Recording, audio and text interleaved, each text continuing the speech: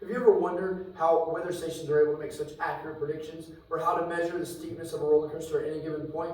There's a word for that, and that word is calculus. Hi, my name is Landon Kingsley, and today I will be teaching you about the what, the how, and the why of calculus. But first, let's go over some basic background knowledge that you'll need. You'll need a basic to a semi-complex understanding of simple algebra, as well as a good understanding of geometry and graphs. Now, with that out of the way, let's go into the what of calculus. What is calculus? Well, David Acheson, in his book, The Calculus Story, A Mathematical Adventure, he writes, calculus is all about the rates at which things change. Now, rates of change are represented as slopes on a graph. Here we can see that the slope at any given point is equal to 2. And over here we see the y value at any given point is equal to 2. This is called a derivative, where the y value of one graph represents the slope of another at any given point.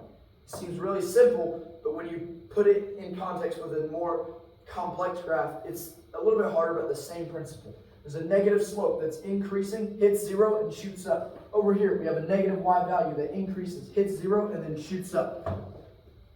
Now we can measure from one point to another what that slope is. We can get an average estimate for what it is. It's not quite accurate, so we can make that line smaller and smaller and smaller, always approaching that point but never reaching it. Because if we go from 4 to 4, we're not actually going anywhere.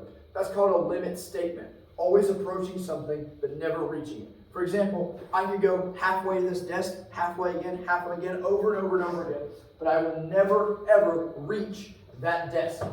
Now that we've gone over the what, we can go over the how of calculus. How do we calculate for all these things? Well, up on the board, I posted an example of x cubed.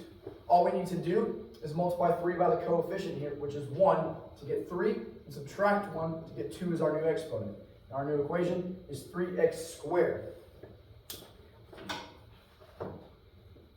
Now, collegeboard.com does give us the actual equation on how to solve for a derivative, which is a limit statement as x approaches our x value, or a. Always approaching it, but never reaching it.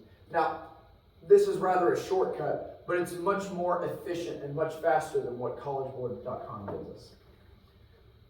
Now here, we know that 4x cubed is the derivative of x fourth from what we just learned. But how do we prove this is an antiderivative from 4x cubed? Simple. We just do the opposite. We add 1 to our exponent to get 4, divide by our new exponent, and we get x raised to the 4th as our antiderivative. So why is this important? Well, let's go to another example. Let's say I give you the equation y equals 2. I want you to find the area under the graph from 0 to 2. That's easy. Multiply 2 times 2 to get 4. Okay? But if I ask you to do the same thing in a much more complex equation like y equals x squared, it's a little bit harder.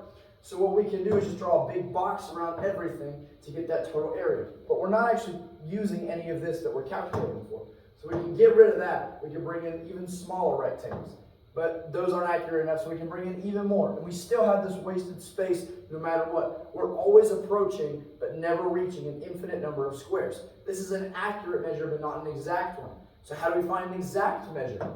Well, let's go back to our original equation of y equals 2. If we take the antiderivative, we'll find that it's y equals 2x.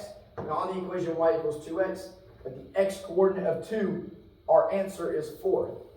This means that the antiderivative of any x coordinate is equal to its area under the graph. And there's actually an equation for this, and it uses this symbol called an integral. And the equation is the integral of f of x, or our equation from a to b, or start to finish, is equal and evaluated at from start to finish, and is calculated by figuring out the antiderivative of b minus the antiderivative of a. In this example, I want you to find the area from 4 to 6. It's a little bit hard, but if we just plug in what we know to what we already have, we can replace a and b with 4 and 6, our starting and ending points, replace f of x with our equation, and we already found the antiderivative, x to the 4th. So we put 6 to the 4th and 4 to the 4th to get a total area of 1,040 units squared. So we've gone over the what, we've gone over the how. Now let's go over the why. Why is calculus important? Why do we even need it? Well, like I said, it's used in everyday life.